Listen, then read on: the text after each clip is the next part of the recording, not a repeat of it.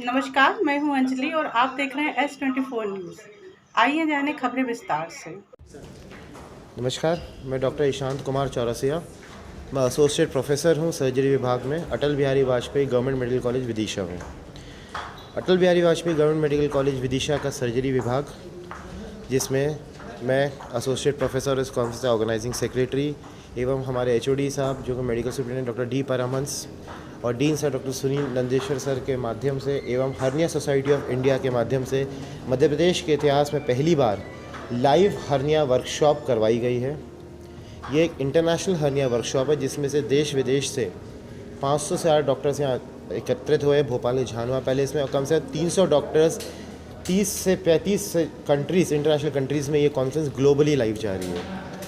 ये बड़ी इस कॉन्फ्रेंस के माध्यम से हमने 20 से ज़्यादा हर्निया के रोबोट एवं दूरबीन पद्धति के द्वारा सफल ऑपरेशन करे हैं। मरीजों को जितने भी डॉक्टर्स आए हैं, जो पोस्ट ग्रेजुएट स्टूडेंट्स हैं, उनकी ट्रेनिंग हुई है लेप्रोस्कोपी में, हर्निया सर्जरी में।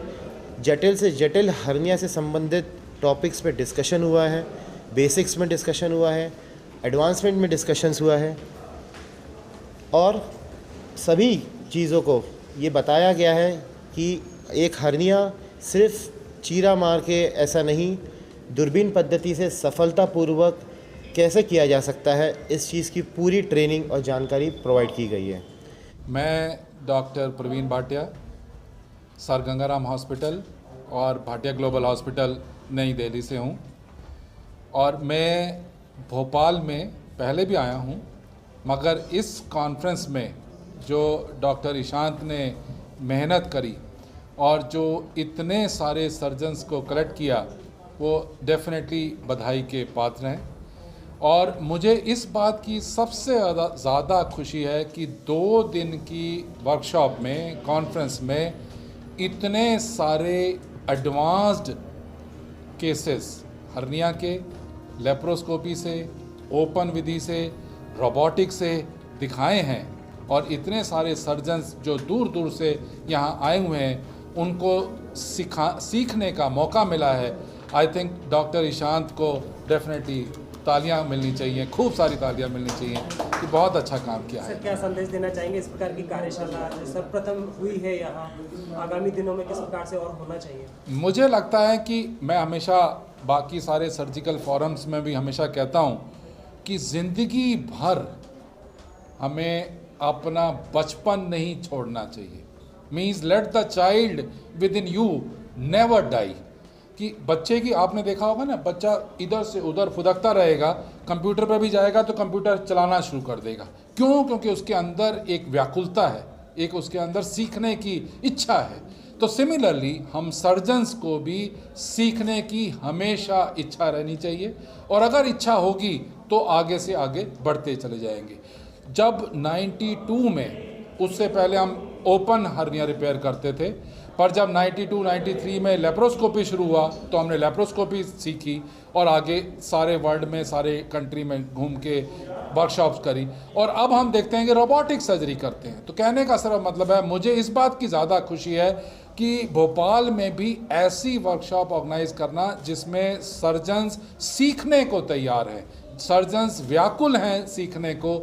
बहुत अच्छा स्टेप लिया गया है और मुझे लगता है कि ऐसी कॉन्फ्रेंसेस, ऐसी वर्कशॉप्स तो आए दिन करनी चाहिए और हर फील्ड में करनी चाहिए, सो दैट अल्टीमेटली आप सब, हम सब एग्री होंगे, बेनिफिशियरी तो पेशेंट है ना। सारे ऑपरेशन हर्निया के ईशांत ने नहीं करने या मैंने नहीं करने, हम पेशेंट्स को मैक्सिमम बेनिफिट तो जब बाकी सारे सर्जन्स करेंगे और एडवांटेज देंगे, उसी का तो फ़ायदा है ना। तो इसलिए नॉलेज बांटने से ही बढ़ती है, नॉलेज बांटने से कम किसी की नहीं हुई आज तक। दूसरी बात, मुझे इस बात की खुशी इतनी ज़्यादा हो रही है कि डॉक्टर ईशांत ने जो यंग सर्जन्स को भी इनवाइट किया और यंग सर्जन्स को जैसे कि एंडो सूचरिंग की साथ साथ ट्रेनिंग हो रही है। कहने का मतलब है उनको सिखाया जा रहा है कि किस तरीके से अंदर, बॉडी के अंदर जो कि सूचरिंग, टांके लगाना लेप्रोस्कोपी से कैसे सीखा जा सकता है। ज़्यादातर सर्जन्स को और स्पेशली यंग सर्जन्स को बहुत ज़्यादा मुश्किल होती है सूचरिंग करने में, सीखने में।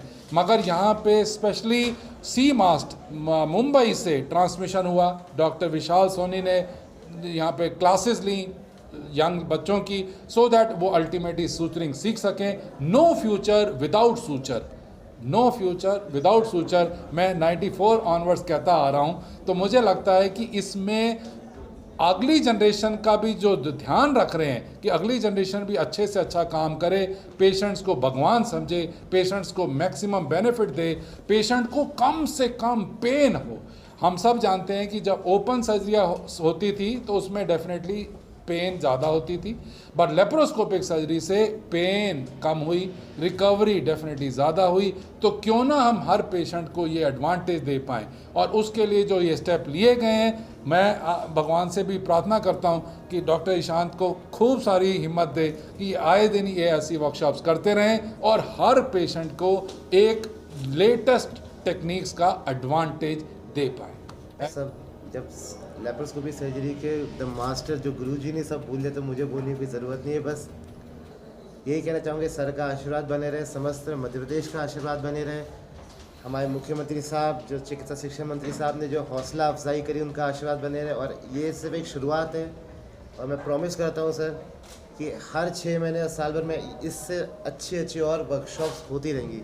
ये सिर्फ एक भोपाल में एक आगाज़ है हर्निया सोसाइटी के लिए, और बहुत अच्छी और एडवांस वर्कशॉप्स हम हर्निया और भी अलग अलग लेप्रोस्कोपी, जैसे गॉल ब्लैडर की सर्जरियाँ, कैंसर के ऑपरेशंस, जीआई सर्जरी, सब पे ऐसी वर्कशॉप्स हम in the near future conduct करते रहेंगे। इसको बताने के लिए आपका जो सबसे बड़ा मुद्दा है, जो सबसे बड़ा काम है, वो पेशेंट को अवेयरनेस कराने का है ना। अगर पेशेंट्स, ज़्यादातर पेशेंट्स हमारे पास आते हैं, वो कहते हैं जी हमें तो लेप्रोस्कोपी से, रोबोटिक से, एडवांस सर्जरी से बड़ा डर लगता है।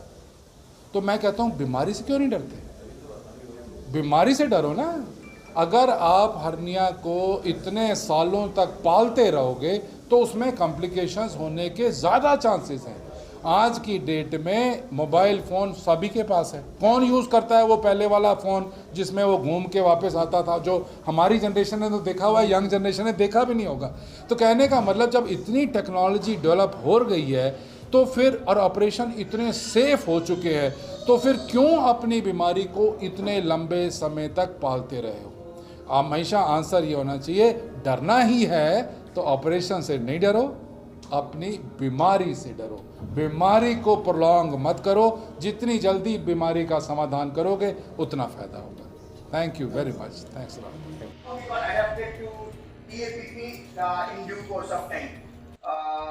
One thing extremely important before venturing into any hernias, though it is a lot of company health products, I would be very happy that if somebody gets used to suturing and do not depend only on tackers, so that it's not a question of saving time, but at times if you're in problems, you should, you should be familiar with suturing. Otherwise it's going to be a problem if you get stuck at any junction.